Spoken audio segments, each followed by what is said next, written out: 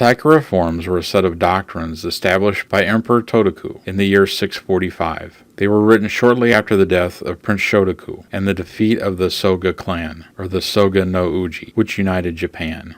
The reforms also artistically marked the end of the Shuka period and the beginning of the Hakuo period. Crown Prince Nakanoi, who would later reign as Emperor Tenji, Nakatomi no Katamari, and Emperor Kotoku, jointly embarked on the details of the reforms. Emperor Kotoku then took the name Taika, or Great Reform. The reform began with land reform, based on the Confucian ideas and philosophies from China, but the true aim of the reforms was to bring about greater centralization and to enhance the power of the imperial court, which was also based on the governmental structure of China.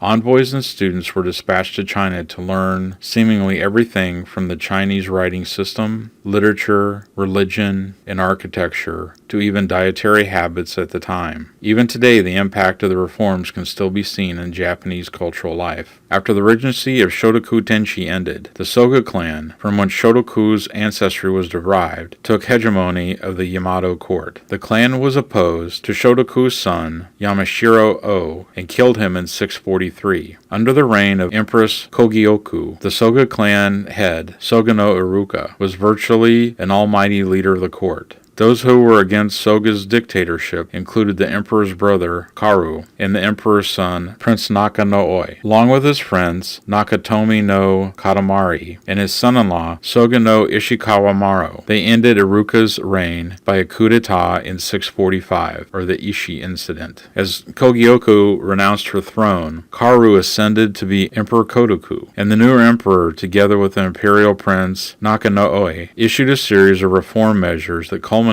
in the Taika Reform Edicts of 646. At this time, two scholars, Takamuko no Kuramaro and priest men, who had both accompanied Ono no Imoko in travels to the Sui dynasty in China, where they stayed for more than a decade, were assigned to the position of Kuni no Kakashi. They were likely to take a major part in compiling these edicts, which in essence founded the Japanese imperial system and government. The ruler, according to these edicts, was no longer a clan leader, but emperor. In Japanese, that's Tenyo, who exercised absolute authority. From today's vantage point, the Taika reform is seen as a coherent system in which a great many inherently dissonant factors have become harmonized. But the changes unfolded in a series of successive steps over the course of many years. The reform edicts severely curtailed the independence of regional officials and constituted the imperial court as a place of appeal and complaint about the people. In addition, the last edicts attempted to end certain social practices in order to bring Japanese society more in line with Chinese social practices.